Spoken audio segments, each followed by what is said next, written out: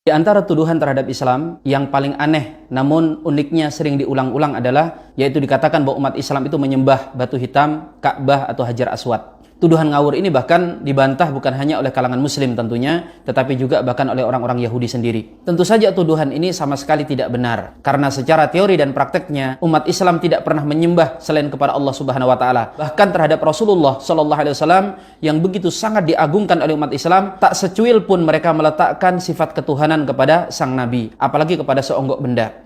Makanya ketika awal Rasul Muhammad SAW diutus, di antara surah yang pertama kali diturunkan adalah surah Al-Quraisy. Di sana ada ayat yang berbunyi, "Falyabudu rabb hadzal bait." Maka hendaklah kalian menyembah Tuhannya pemilik rumah ini. Para ulama tafsir menjelaskan penegasan dalam ayat ini agar supaya orang-orang Quraisy tidak mengira bahwa Muhammad itu rukuk dan sujud kepada berhala-berhala yang pada masa itu memang berada di sekeliling Ka'bah. Fungsi Ka'bah bagi umat Islam hanyalah sebagai pemersatu, dan masalah penggunaan kiblat atau arah menghadap dalam ibadah itu juga digunakan oleh agama-agama samawi, bahkan sampai hari ini juga tercatat dalam Injil. Misalnya disebutkan dalam Mazmur 5 ayat 8, "Tetapi aku berkat kasih setiamu yang besar, aku akan masuk ke dalam rumahmu, sujud menyembah ke arah baitmu yang kudus dengan takut akan engkau." Di antara bukti-bukti yang paling nyata, yang orang awam sekalipun langsung mengetahui bahwa mustahil umat Islam itu menyembah batu hitam atau menyembah kiblatnya, adalah riwayat dalam sirah atau sejarah para muadzin itu mengumandangkan azan itu dengan menaiki Ka'bah. Kalau umat Islam menyembah batu tersebut, sangat tidak sopan Tuhannya dinaikin. Kemudian selanjutnya, bahwa kiblat umat Islam itu awalnya itu menghadap ke Baitul Maqdis, tetapi kemudian diubah menghadap Masjidil Haram sebagaimana yang tercantum dalam firman Allah Subhanahu wa taala, "Qad nara taqalluba wajhika fis sama, falanuwalliyannaka qiblatan tardaha, fawalli wajhaka syatral Masjidil Haram." Maka sejak turun ayat ini, umat Islam yang tadinya menghadap ke Baitul Maqdis, mereka sholat dan berdoa menghadap ke Masjidil Haram. Yang selanjutnya, Ka'bah itu berkali-kali dibongkar dan direnovasi. Bahkan nanti di akhir zaman disebutkan dalam hadis bahwa Ka'bah itu akan hancur, dan umat Islam tidak ada yang khawatir.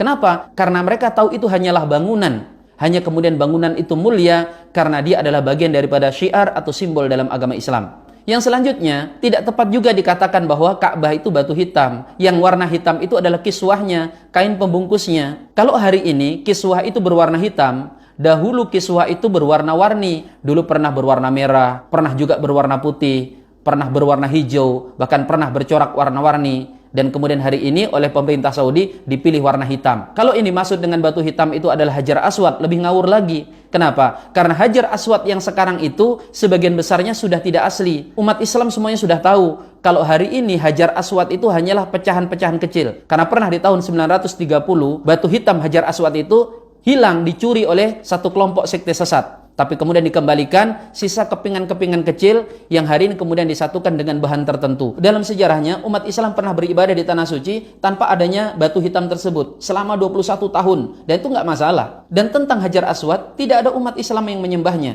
Sayyidina Umar bin Khattab dengan tegas mengatakan, "Inni la'alamu annaka hajar, la tadurru wa la tanfa'. Walaula anni ra'aitu Rasulullah sallallahu alaihi wasallam yuqabbiluka ma qabbaltuka." Sungguh aku tahu engkau ini wahai Hajar Aswad hanyalah seonggok batu, tidak bisa memberikan bahaya dan juga tidak bisa mendatangkan manfaat. Seandainya bukan karena aku melihat Rasulullah pernah menciummu, aku tidak akan sudi menciummu. Maka umat Islam yang mencium Hajar Aswad itu semata-mata karena pernah melihat nabinya dahulu mencium Hajar Aswad. Sebatas itu saja. Yang selanjutnya, mencium, mengagungkan itu tidak berarti menyembah. Sebelum menuduh umat Islam bahwa mencium itu berarti menyembah, silahkan tuduh orang-orang Yahudi yang mencium tembok ratapan. Atau mungkin kalangan orang-orang Nasrani yang mencium patung. Bahkan kalau umat Islam dituduh menyembah batu, dalam Injil sendiri pun banyak disebutkan tentang istilah batu. Di antaranya adalah ayat-ayat berikut ini.